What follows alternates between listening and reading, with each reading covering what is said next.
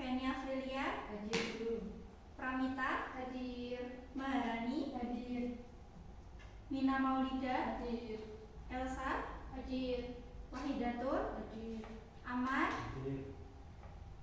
Heta. Hadir. Oke, ini hadir semua. Yang tidak hadir, oh ini ada Abid. Abid hadir tidak? Tidak, Bu. Sakit. Adalah suratnya? Enggak. Tidak. Oke. Sebelumnya di sini Ibu akan menjelaskan tentang teks prosedur. Dari anak-anak semuanya sudah paham belum teks prosedur itu apa? Apakah sudah ada yang pernah melihat teks prosedur dari berbagai bungkus atau apa? Sudah. Acungkan tangan. Dari mana? Sudah di mie instan dulu. Benar, biasanya di mie instan itu ada contoh teks prosedurnya. Oke, kita bahas lebih lanjut.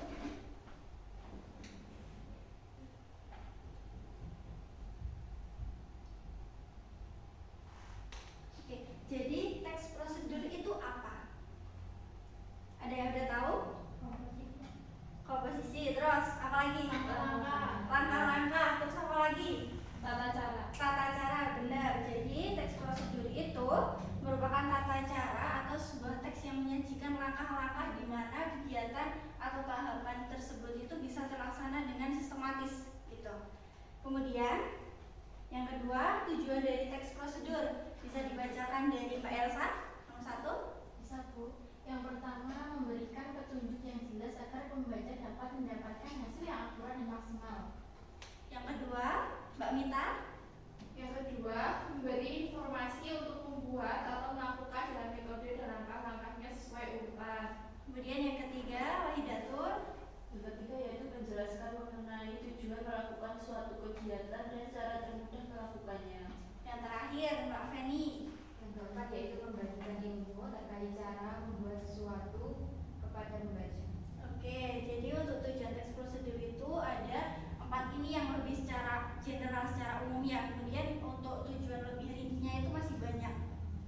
Kemudian yang selanjutnya yaitu ada struktur teks prosedur, ada judul, tujuan, alat dan bahan, kemudian yang terpenting langkah-langkah, dan yang terakhir ada penutup. Nah, selanjutnya ada ciri-ciri teks prosedur. Teks prosedur itu yang pertama menggunakan pola kalimat perintah. Jadi di dalam teks prosedur itu biasanya pasti ada kalimat perintahnya. Yang kedua itu menggunakan kata kerja aktif. Kata kerja aktif itu adalah seseorang pertama menjadi subjek. Kemudian yang ketiga menggunakan kata penghubung atau konjungsi untuk mengurutkan kegiatan agar lebih sistematis. Yang terakhir ada menggunakan kata keterangan untuk menyatakan rincian waktu, tempat, dan cara yang akurat. Oke, anak-anak, di sini Ibu akan memberikan contoh dari teks prosedur berupa video.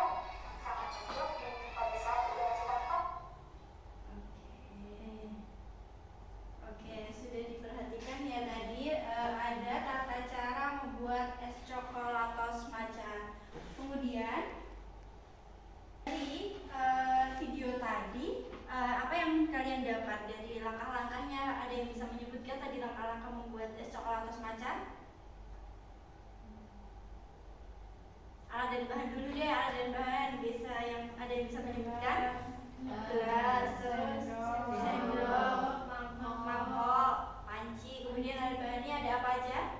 Es batu, coklat, kaca. Oke, kemudian untuk kali ini Ibu akan bagi anak-anak semuanya menjadi 4 kelompok. Untuk per kelompoknya terdapat 2 anak saja. Kemudian untuk kelompok 1 ada kelompoknya Rani sama Ida, kelompok 2 kelompoknya Mita sama Elsa, kelompok 3 kelompoknya Feni sama Tias, kelompok 4 ada kelompoknya Hita sama Aman. Itu nggih? Ya. Oke, di sini Ibu akan membagian LKPD di mana nanti anak-anak semuanya bisa mengerjakan dan ditulis di sini. Ini bisa dikerjakan. Ini kelompok 1, kelompok 2, kelompok 3, kelompok 4.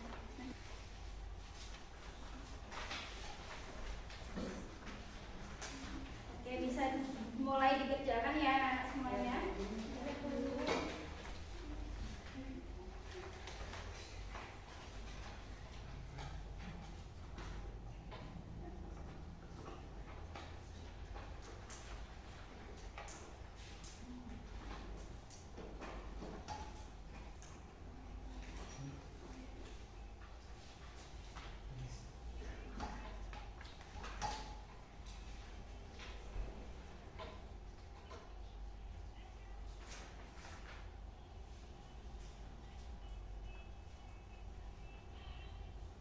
Apakah ada kesulitan anak-anak? Izin bertanya, Bu. Oh iya. Nomor berapa? Nomor 1. Ya.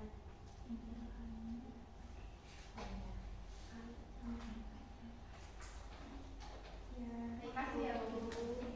Sampai paham?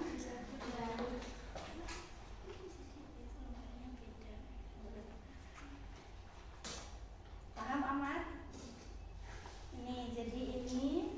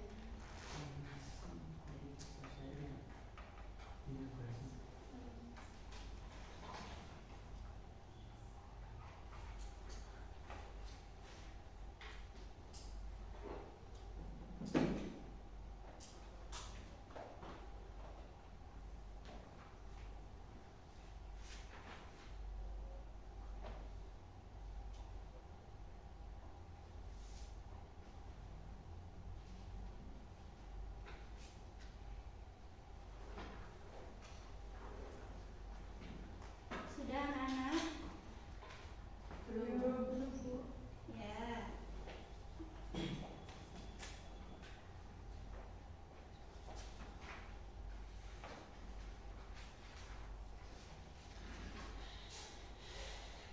Lima menit lagi ya.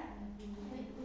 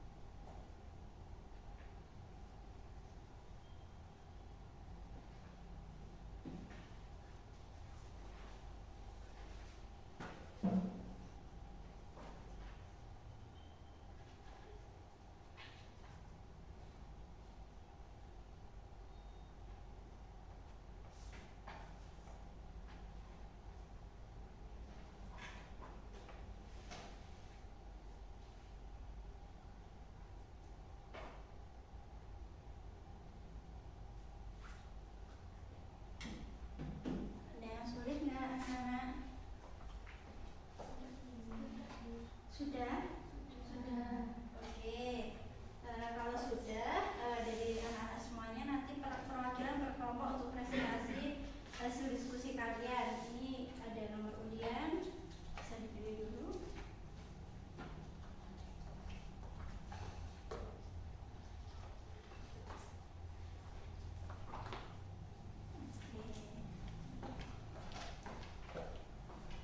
Untuk yang nomor dapat undian nomor pertama siapa?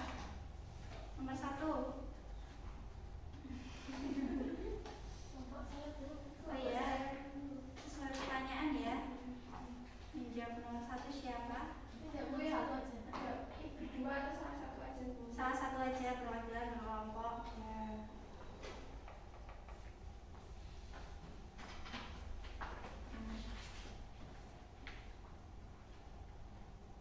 Perkenalkan, nama saya Pramita. Saya perwakilan dari kelompok 2. Nah, jadi di sini itu ada soalnya. Mengapa sampah organik perlu dipotong kecil-kecil sebelum dimasukkan ke wadah kompas? Jawabannya, sampah organik perlu dipotong kecil-kecil agar proses penguraian menjadi lebih cepat karena luas permukaan yang lebih besar mempermudah mikroorganisme yang bekerja. Oke, apakah jawaban dari teman-teman semuanya hampir mirip sama jawaban kelompok 1? Hampir mirip atau enggak? Mirip Bu. Berarti sudah benar. Nah, Tepuk tangan untuk kelompok 1. Kemudian untuk perwakilan yang dapat nomor undi 2 siapa? Saya Bu. Oke.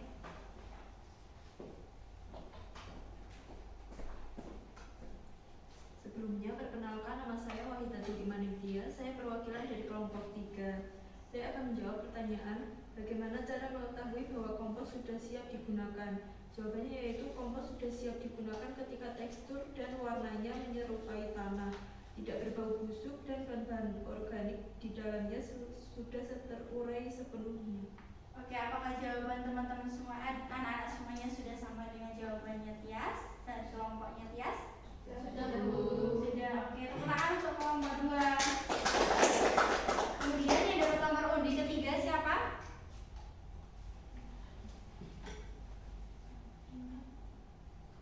saya Bu. Oke. Perkenalkan, nama saya Mahdani, saya mewakili kelompok 1, yaitu mengapa lapisan tanah atau kompos matang digunakan di dasar wadah kompos. Lapisan tanah atau kompos matang digunakan di dasar wadah untuk menyediakan mikroorganisme yang akan membantu mengurai sampah organik menjadi kompos. Oke, apakah jawaban dari kelompok kalian sudah sama dari diskusi kelompoknya Rani? Sama. Oke, selanjutnya pertanyaan selanjutnya bisa dijawab dari kelompok mana? Saya Bu. Oke, dari kelompoknya Feni.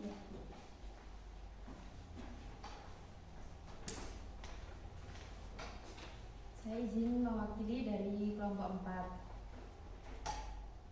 Yang selanjutnya soal nomor 4 yaitu apa yang harus dilakukan setiap minggu untuk mempercepat proses penguraian, yaitu dengan campuran dalam wadah kompos perlu diaduk setiap minggu agar sirkulasi udara tetap baik, sehingga mikroorganisme dapat bekerja lebih efektif dalam proses penguraian. Itu Bu. Apakah jawaban dari teman-teman sudah sama dengan kelompoknya Mbak Feni?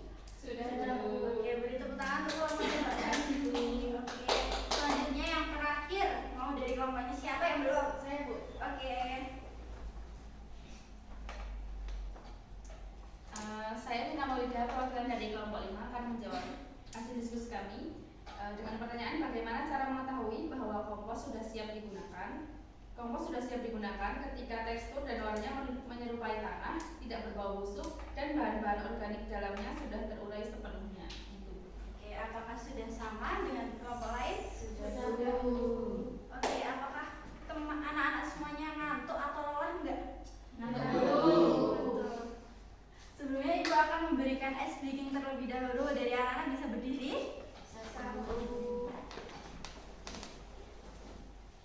Ketika ada kata Amar berkata, kalian memegang apa yang saya katakan. Kemudian ketika tidak ada kata tersebut berarti kalian tidak boleh memegangnya. Oke, paham?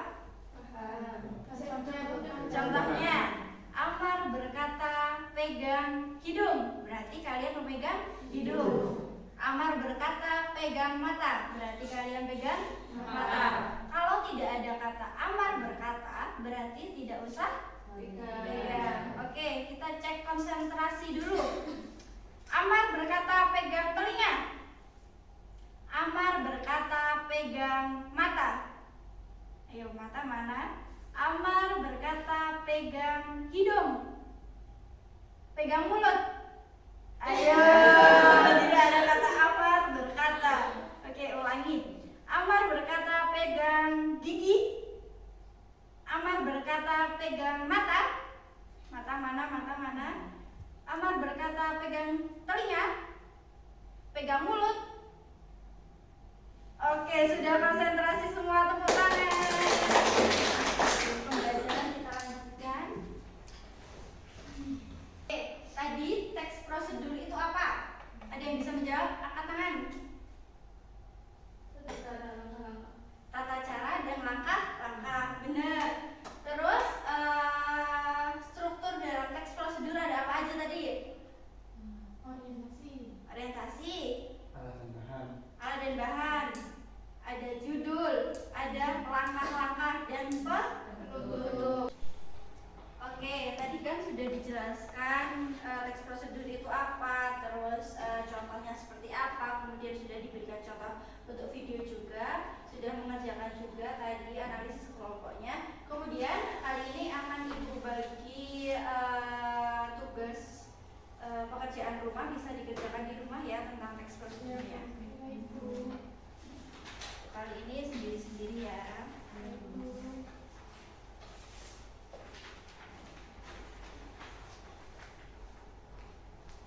Oke, berarti dari anak-anak semuanya sudah paham kan tentang teks prosedur itu apa dan contoh-contohnya. Sudah paham? Oke, untuk pembelajaran kali ini Ibu cukupkan. Terima kasih. Wassalamualaikum warahmatullahi wabarakatuh.